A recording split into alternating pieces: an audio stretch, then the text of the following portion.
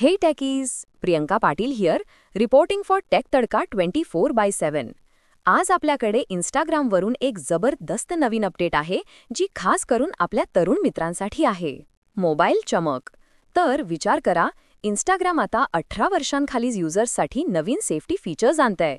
म्हणजे आता डिफॉल्टनुसार या युजर्सना फक्त PG-13 रेटेड कंटेंट दिसेल. ओहो, किती भारी! म्हणजे काय तर जास्त हिंसक गोष्टी, अश्लील कंटेंट किंवा ड्रग्स संबंधित काहीही हे सगळं फिल्टर्ड आउट होणार. म्हणजे पालकांनाही दिलासा मिळणार. रिलॅक्स. आणि हे सेटिंग बदलायचंय? अरे चा, त्यासाठी आता पालकांची परवानगी, पॅरेंटल अप्रूव्हल गरजेची असणार आहे. इतकंच नाही तर इंस्टाग्राम लिमिटेड कंटेंट नावाचा एक नवीन अजून स्ट्रिक्ट फिल्टर पण आणतंय. यातून टीनेजर्सना काही पोस्ट्सवर कमेंट्स करणं किंवा ते वाचणं पण अवघड होणार आहे, जर त्या पोस्टवर हा फिल्टर ऑन असेल तर. म्हणजे डायरेक्ट कंट्रोल. वाव! आणि पुढे अजून काय?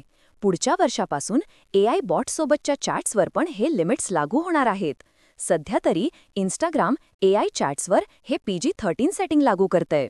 खरं तर OpenAI आणि Character.ai सारख्या कंपन्या कोर्टात आहेत, म्हणूनच इंस्टाग्राम हे पाऊल उचलतंय. OpenAI पण ChatGPT-साठीचे फ्लर्टेशियस टॉक सारख्या गोष्टींवर बंदी घालतंय. इंस्टाग्राम टीनेजर्सना आक्षेपार्ह, एज इनअप्रोप्रिएट कंटेंट पोस्ट करणाऱ्या अकाउंट्सना फॉलो करण्यापासून पण थांबवणार आहे. आणि जर चुकून फॉलो केलं तरी त्या अकाउंट्सचा कंटेंट दिसणार नाही किंवा इंटरॅक्ट करता येणार नाही. शिवाय अशा अकाउंट्सना रेकमेंडेशनमधून पण काढून टाकण्यात येणार आहे. यासोबतच अल्कोहोल किंवा गोरसारखे शब्द पण ब्लॉक केले जात आहेत. आणि हो, स्पेलिंग मिस्टेक करून पण हे कंटेंट शोधता येणार नाही याची पण काळजी घेतली जातीये. वाव!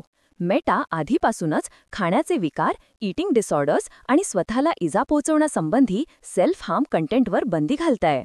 आणि पालकांसाठी पण एक नवीन फीचर येतंय, ज्यामुळे ते चुकीचा कंटेंट फ्लॅग करू शकतील जो टीनेजर्सना रेकमेंड केला जाऊ नये.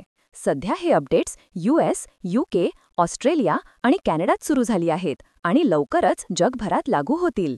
म्हणजे एकंदरीत ऑनलाईन सेफ्टीसाठी एक मोठं पाऊल. थँक्यू. तुम्हाला काय वाटतं याबद्दल कमेंट्समध्ये नक्की सांगा. टेक तडका 24/7 साठी मी प्रियंका पाटील सायनिंग ऑफ. भेटूया पुढच्या अपडेटसोबत. बाय.